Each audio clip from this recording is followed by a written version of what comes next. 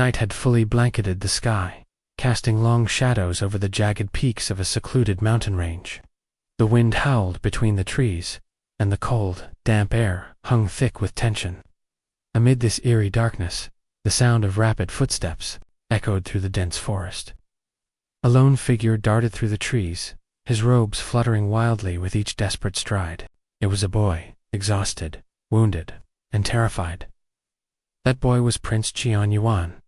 His breathing was ragged, his body drenched in sweat, and his heart pounded violently in his chest. For what seemed like hours, he had been running, stumbling, through the woods in a futile attempt to escape the relentless assassins who pursued him. Their presence was a constant weight behind him, dark, swift, and merciless.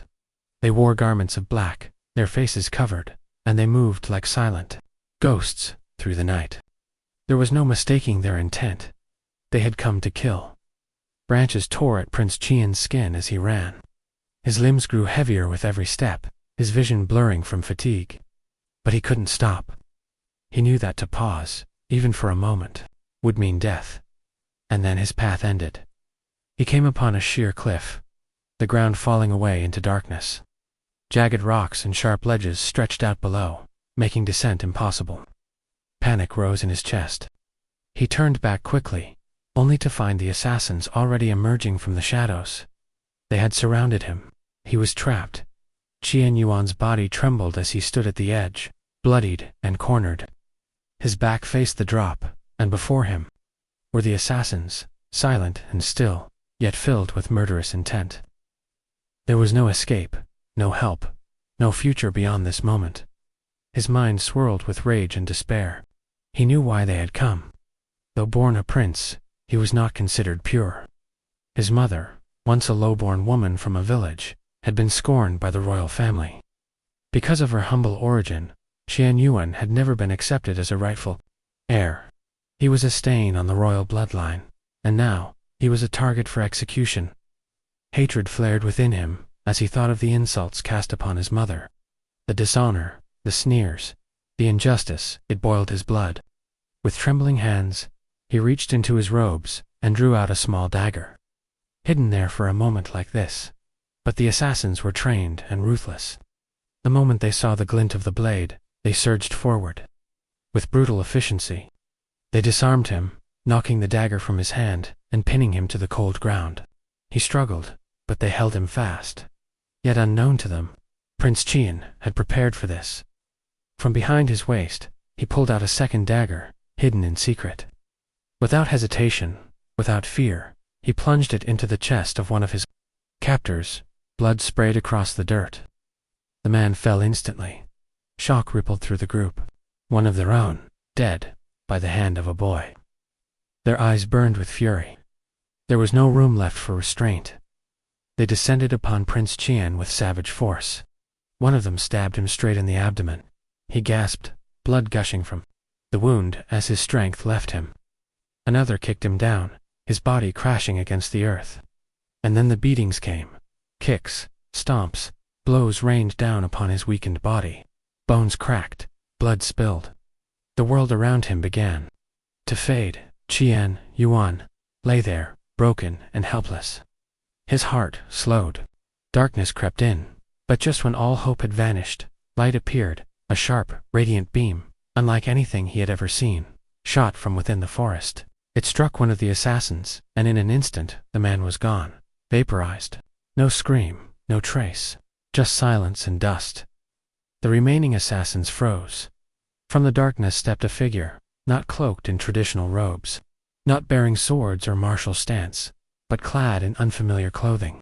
A long coat of synthetic material, glowing patterns, footwear unlike anything the ancient world could produce. The man was a stranger. No, something more, something foreign, something advanced. This man didn't speak. He moved, faster than any warrior they had faced, faster than the eye could follow. He struck with precision, using weapons that gleamed with light and emitted deadly energy. The assassins, trained to face the most powerful foes of the realm, stood no chance. One by one, they were taken down. Some tried to run. They were cut down mid-flight, beams of light piercing through the night. The forest lit up with momentary flashes, and then silence returned. None of the assassins survived. The man approached Qian. His gaze was calm, his presence radiating an authority and power that felt alien to the time. From his coat, he withdrew a small device, a metal injector filled with glowing fluid. Without explanation, he knelt and pressed it to Qian's neck.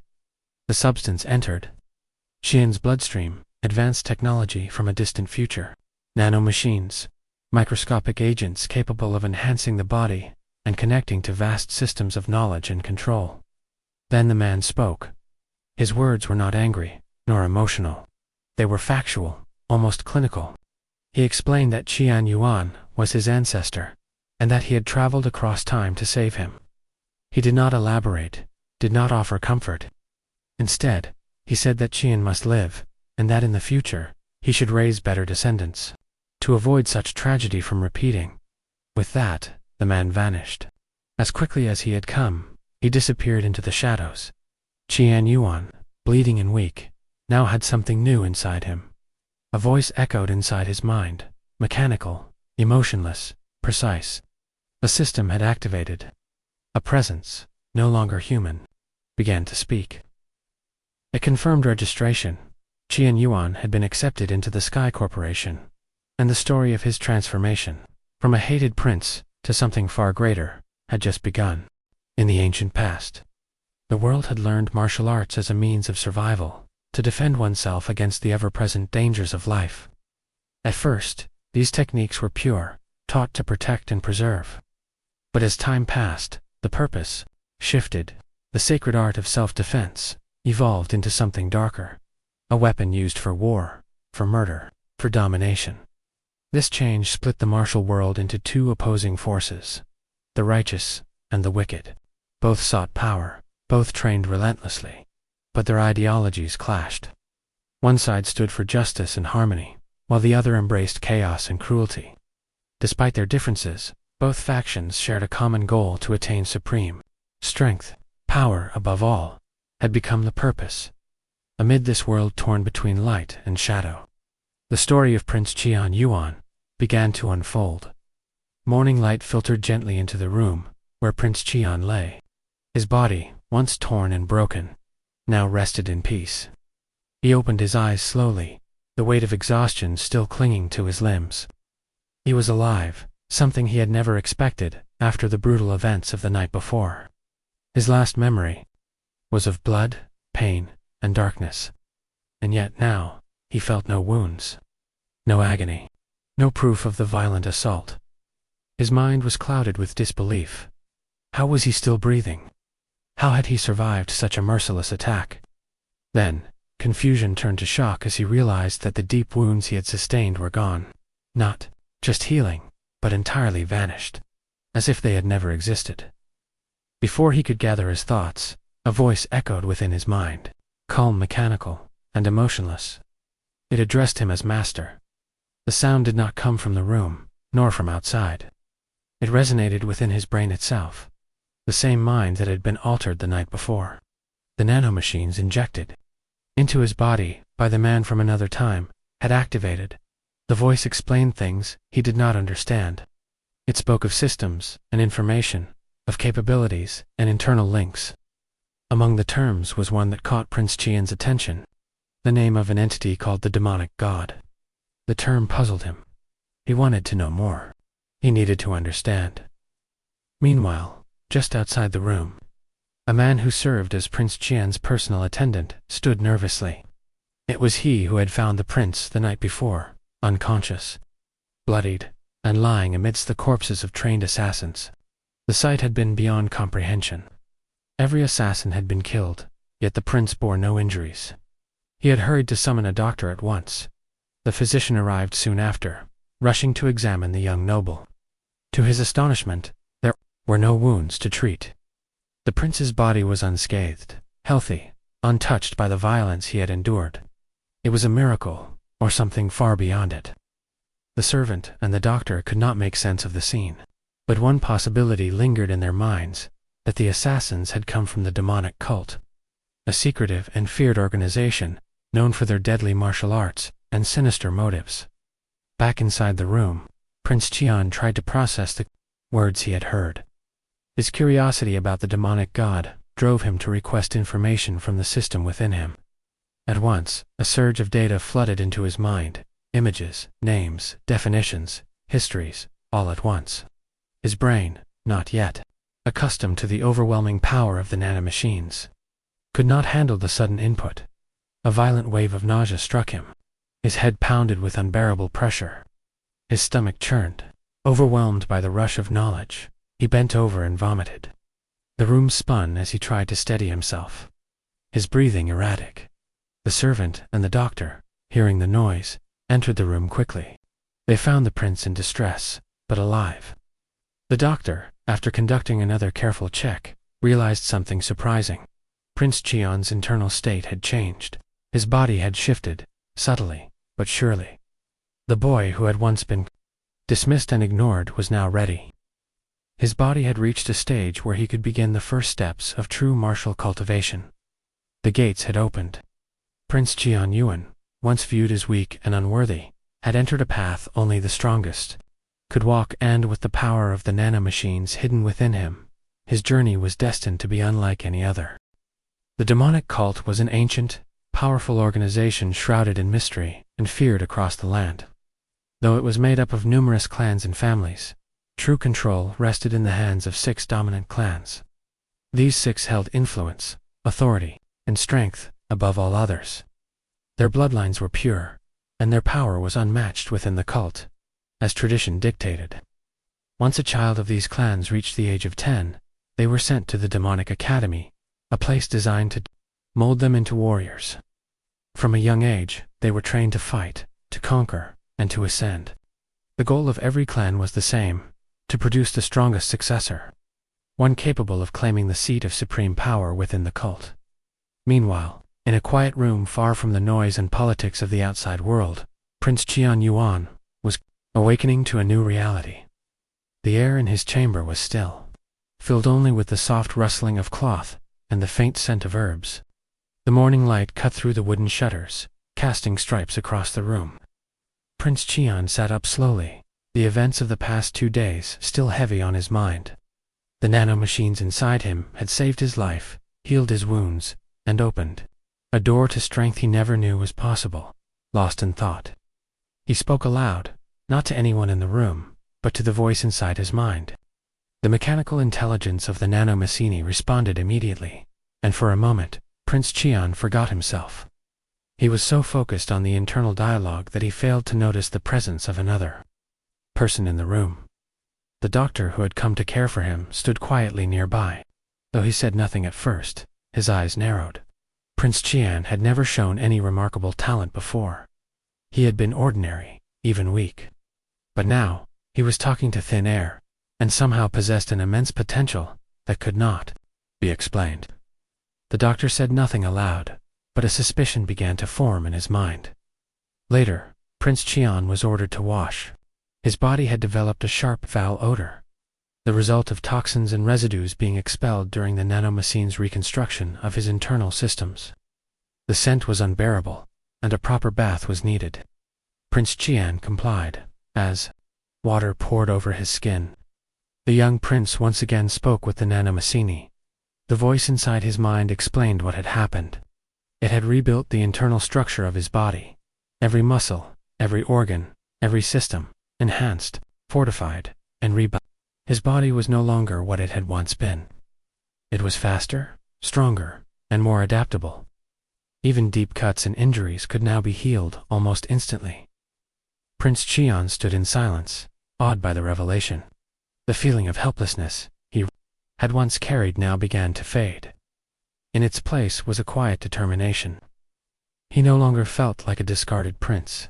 He was something more, something reborn. He returned to his room, dressed, and sat on the floor in quiet thought. His journey had changed. No longer would he simply struggle to survive. Now, he had a path and a purpose. He turned once again to the nanomachine and posed a question. What should he do next? The answer was immediate.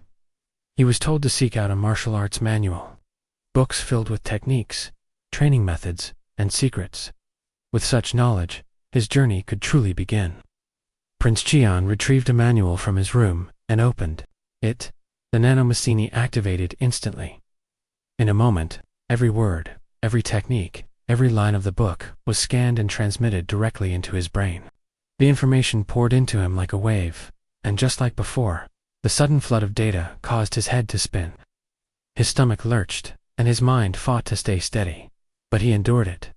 The dizziness passed, the nausea faded, and when it was over, Prince Qian smiled. He understood now. This power, this system inside him, allowed him to learn faster than anyone. He could absorb knowledge and skill at a pace no human could match.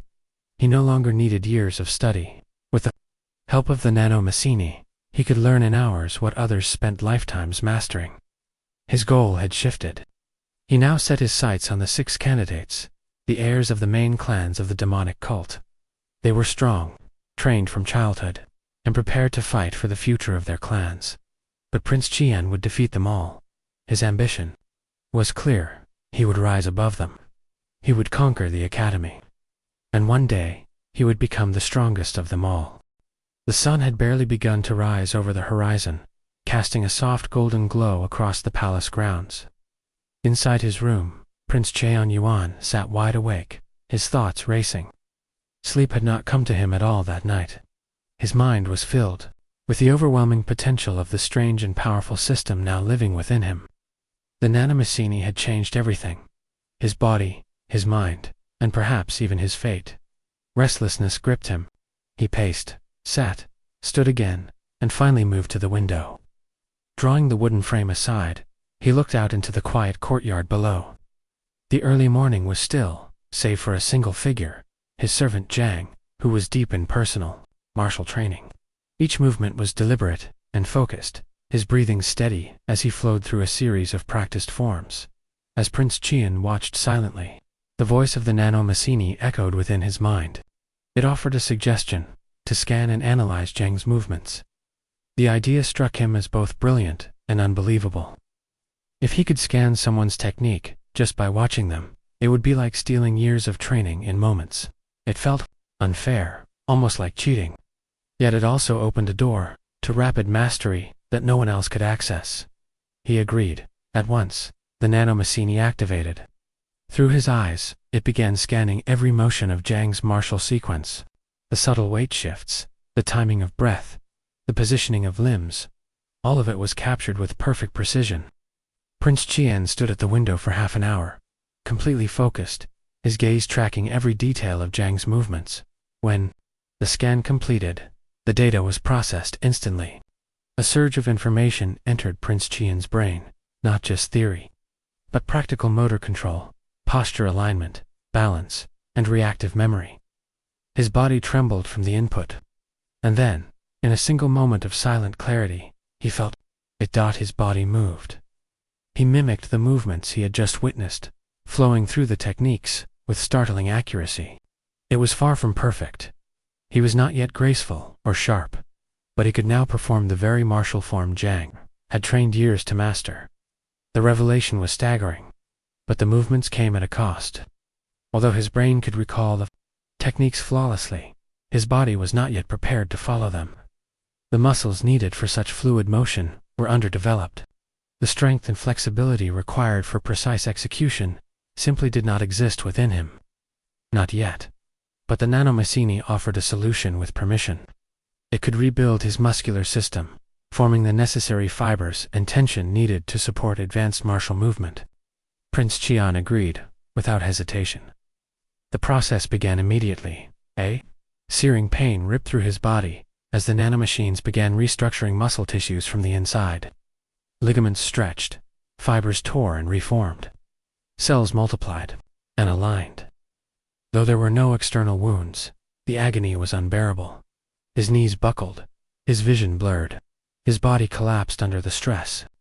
Darkness overtook him as he lost consciousness on the floor. Moments later, Zhang finished his practice outside and returned to the room, hearing nothing but silence. He entered quietly and found Prince Qian lying on the ground. His face was calm, as though he were simply sleeping. No signs of injury, no indication of distress. Zhang walked over, puzzled, but unconcerned. He assumed Prince Qian had simply fallen asleep after a restless night. But something else caught his eye: the floor. Faint impressions marked the ground where Prince Qian had been moving. Footprints, step patterns, evidence of someone practicing martial forms. Zhang stared at them in disbelief. He had served Prince Qian for 2 years. In that time, the young prince had shown no interest or ability in martial arts. Yet these footprints told a different story, one of effort, of training, of secret dedication. Zhang began to wonder if Prince Qian had been hiding his efforts all along, quietly preparing for something greater.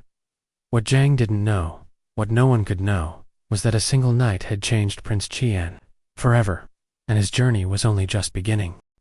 The early morning air was still and cold. Inside the quiet chamber, Prince Qian Yuan slowly regained consciousness. His eyes fluttered open, and a dull ache pulsed through his limbs. Yet beneath the pain, he felt something new, something unfamiliar, yet powerful. His muscles were tighter, stronger, and his movements felt smoother. The reconstruction of his body by the nanomachine had completed. He slowly sat up, testing the strength of his legs and arms. The difference was immediate. His center of balance had shifted, and his core no longer trembled under strain. The new structure within him supported his weight like never before, curious and eager. Prince Qian moved to a nearby sword stand and picked up a single training blade, with focused breath. He began to repeat the martial sequence he had memorized the day before. Each movement flowed naturally, his limbs aligned, without conscious effort. The training he had scanned from his servant, Zhang, was now imprinted in both mind and body. He repeated the form again and again, stepping, slashing, turning, and with each repetition, his feet struck the floor with greater precision. Gradually, faint marks began to appear on the ground. Footprints pressed into the floorboards. From the repeated force of his strikes and stances, Prince Qian noticed them and hesitated. He had created visible evidence of his training. A slight concern passed through him. If anyone were to see the markings, they might begin asking questions he was not yet ready to answer. Just then, the door slid open and Zhang entered with a tray of food. At the sight of his servant, Prince Qian acted quickly, hiding the dagger he had been using for practice. But Zhang didn't seem suspicious. He simply assumed that Prince Qian had been doing light training. To him, it was nothing out of the ordinary, especially now that Prince Qian was old enough to be sent to the demonic academy. Time passed quickly. The day of departure had finally come. The training grounds of the demonic academy were filled with noise and movement. Countless children and young warriors gathered under the banners of their clans. It was a grand occasion, the day when heirs from across the cult arrived to begin their path to strength. Among the crowd were the most important figures of this new generation, the 6 official candidates to succeed as future leader of the demonic cult. From the Dark Clan stood Qian Muyen, a figure whose gaze was calm but unreadable. From the Sword Clan came Qian Kyungwon, with a silent, sharp presence. Qian Mukiem, heir of the Spring Clan, stood tall with a relaxed but confident expression. Near him was Qian Zhang, some of the Poison Clan, his posture composed but his eyes filled with danger. Qian Yuchan represented the Blade Clan, a candidate whose demeanor was cold and precise. And then there was the only female candidate, Qian Wanraya, of the Sound Clan. Her elegance stood out among the rigid postures of the others. She alone bore the distinction of being the only woman among the chosen heirs. All 6 shared the same blood, born of the same father, the lord of the demonic cult, but 2 different mothers. Their destinies were bound by lineage and ambition. As the crowd buzzed with anticipation, one person had yet to arrive, the 7th child, the forgotten one. Prince Qian Yuan, the so-called failure of the Qian family, had not yet appeared. Whispers moved through the crowd. Some mocked, others simply waited. But for the academy's overseers, his absence could not be ignored. Among them stood Li Huamyung, known throughout the cult as the Fire King. His authority at the demonic academy was absolute, and his eyes now scanned the gathering with annoyance. The candidates were nearly assembled, yet one was missing. The black sheep of the family. The one no one expected to rise. The one who now carried a secret that would change everything.